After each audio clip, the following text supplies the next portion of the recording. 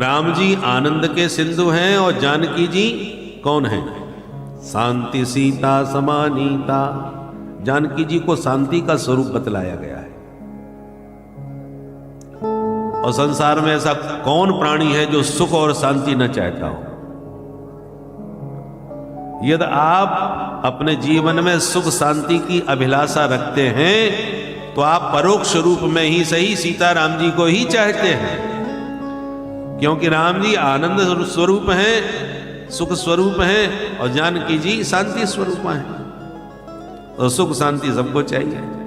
कहियत भिन्न न भिन्न, ये कहने में ही अलग अलग हैं सुख और शांति, पर वस्तुतः एक ही है। आप सच्चे सुखी तभी हो पाएंगे जब घर में शांति हो, और घर में शांति होगी तो अपने आप आपको सुख मिलेगा। तो सुख शांति एक दूसरे के पूरक हो गई ना। ऐसे ही सीताराम जी कहने में दो हैं। वागर्था विव संप्रक्तौ वागर्थ प्रतिपत्तये जगतः पितरौ वंदे पार्वती परमेश्वरौ।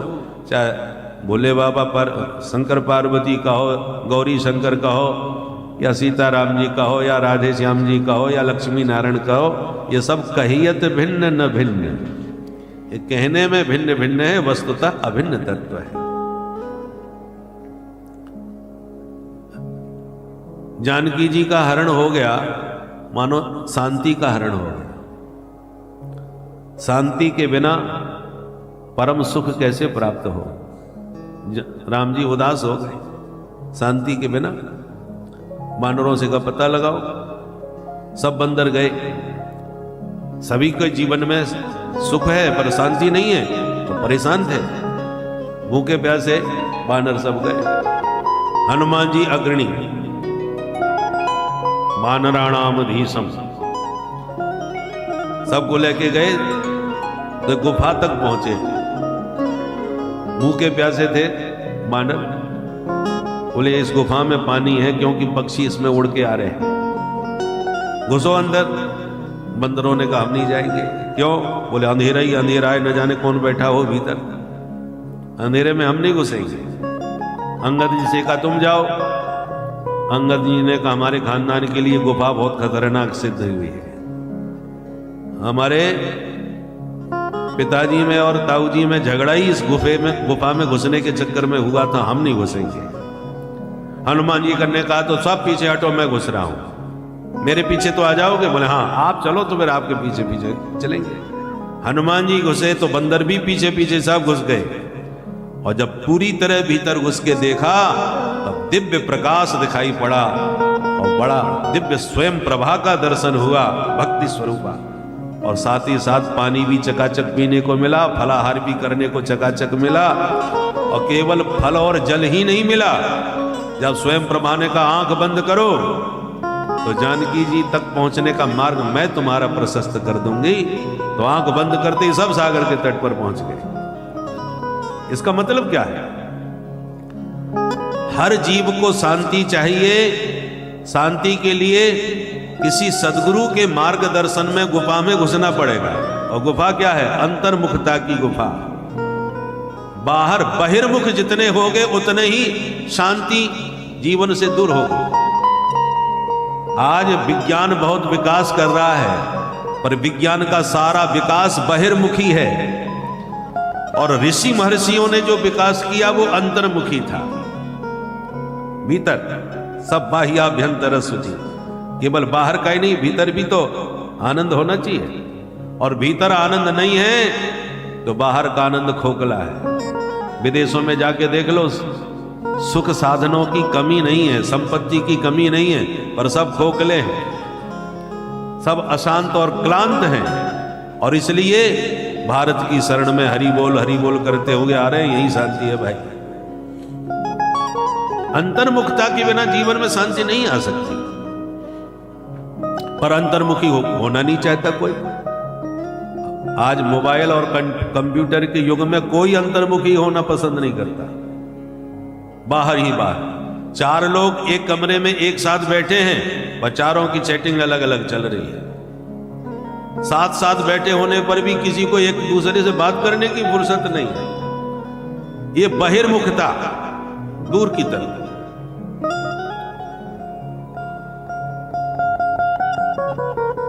बहिर्मुखता से अशांति होती है, शांति अंतर्मुखता से आती है। हनुमान जी जब अंतर्मुखी माने आंख बंद करके जैसे ध्यान समाधि लगाई जाती है, तो ध्यान समाधि से कितना आनंद मिलता है कि बरसों तक महात्मा लोग बैठे रहते हैं, कोई फर्क नहीं पड़ता। और आज स्थिति क्या है, किसी की शोक सभा में जाओ तो कहा जाता है उस दिव्यात्मा के लिए भैया 2 मिनट का मौन धारण कर लो, उसकी आत्मा को शांति मिले। तो 2 मिनट के लिए जब मौन धारण करके लोग आंख बंद करके खड़े हो जाते हैं, आप देखिए 2 मिनट पूरे नहीं हो पाते, 1 मिनट में ही ताका झांकी चालू हो जाती है। तो हो गया, कोई बोले तो आंख खोले। 2 मिनट आप आंख बंद करके अंतर्मुखी नहीं हो पाते।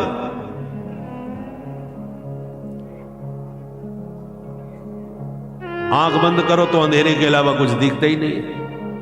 तो बंदर भी बोले हम नहीं घुसेंगे, अंधेरा ही अंधेरा है। तब हनुमान जी ने प्रवेश करके सबको प्रविष्ट कराया है। उसी प्रकार जय जय जय हनुमान जी महाराज कौन है? जय जय जय हनुमान गोसाई, कृपा करहो गुरुदेव की नाई। किसी सदगुरु के मार्गदर्शन में ही अंतर्मुखता में प्रवेश करना आएगा। हनुमान जी घुसे तो सब घुस गए। तो किसी संत से पूछो अंदर प्रवेश कैसे किया जाता है अंतर्मुखता की गुफा में, तो उनके बताए मार्ग पर तो तब धीरे धीरे अभ्यास भीतर अंतर्मुखता का आएगा। और जिस दिन पूरी तरह अंतर्मुखी होने का अभ्यास हो जाएगा, उसी दिन भीतर घुसते ही दिव्य प्रकाश दिखाई पड़ा। स्वयं, उसका नाम क्या था? स्वयं प्रभा। स्वयं प्रभा का मतलब जो आपको भीतर प्रकाश दिखाई पड़ेगा अंधकार के बाद, वो प्रकाश बाहर का नहीं, स्वयं का प्रकाश होगा। उसी नाम है स्वयं प्रभा। हमारे हृदय का प्रकाश हमको अपने ही भीतर दिखाई पड़ेगा। और जिस दिन उस प्रकाश का दर्शन हो गया, उस दिन जीवन की भूख प्यास सब मिट जाएगी और शांति स्वरूपा भगवती जानकी जी की प्राप्ति का मार्ग प्रशस्त हो जाएगा। और जीवन में सुख और शांति दोनों प्राप्ति किए बिना पूर्णता कभी नहीं आ सकती। इसलिए मैत्रेय जी कहते हैं, विदुर जी महाराज, संसार में सुखाभास है और जीव पूरा जीवन इसी संसार में सुख की खोज करता रहता है। अरे किराए के मकान में रहते हैं, बड़े परेशान है महाराज। जब तक अपना मकान नहीं हो तब तक आनंद नहीं है। मकान बना लिया, सुखी हो गए।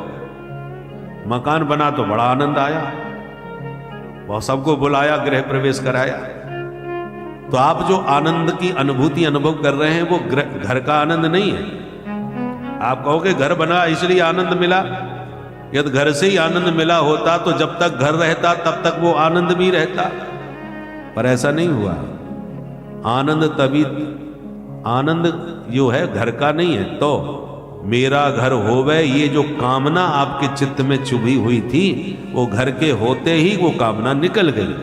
तो जैसे पैर में कांटा चुभ जाए और निकलने पर चैन मिलता है, जैसे दांतों के बीच कोई तिनका फंस जाए तो जीभ उसी को कुरेदती रहती है, और जब तक वो निकल ना जाए तब तक चैन नहीं मिलता। उसी प्रकार जब तक चित्त में कोई कामना चुभी रहती है और वो कामना पूर्ण न हो जाए तब तक चित्त बेचैन रहता है। तो आपके भीतर अपने स्वयं के ग्रह की जो कामना थी, वो ग्रह के प्राप्त होने पर निकल गई, कामना मिट गई। आप प्रसन्न हो गए, मेरा अपना घर है आज।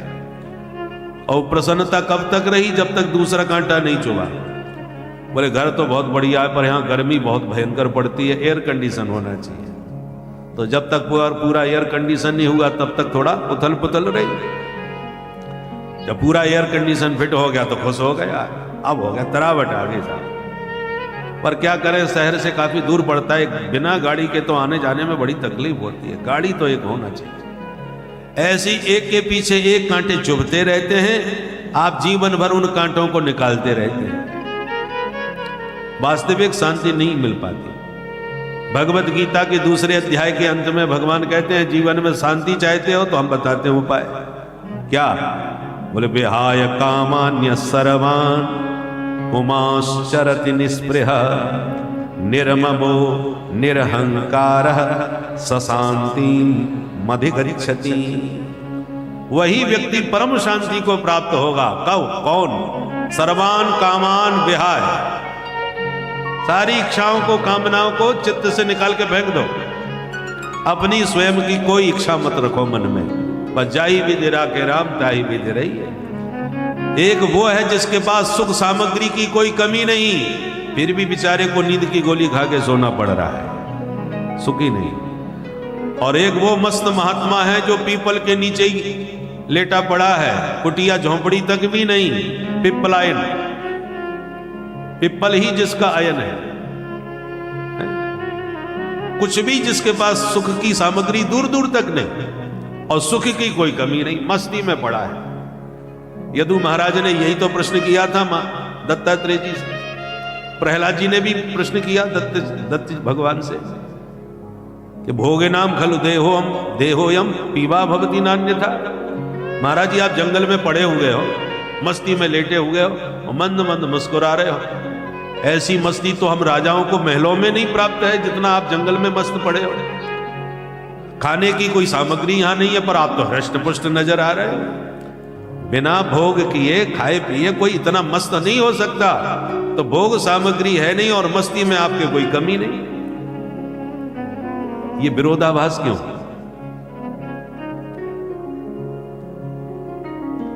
यही कारण है, हम अपने सुख की सामग्री बाहर ढूंढते हैं और संत जो है वो अपनी सुख सामग्री अपने ही भीतर खोज लेते हैं। और भीतर का सुख जिसे प्राप्त हो गया उसे फिर किसी भी सामग्री की जरूरत नहीं है। वो जहां भी रहता है पूरी मस्ती के साथ रहता है। अजगर करे न चाकरी, पंक्षी करे न काम, दास मलुका यूं कहें सबके दाता राम। भगवान के भरोसे पर एकदम मस्त रहते हैं। जिंदगी की डोर सौंप हाथ दीना नाथ के, और फिर महलों में राखे चाहे झोंपड़ी में बास दे।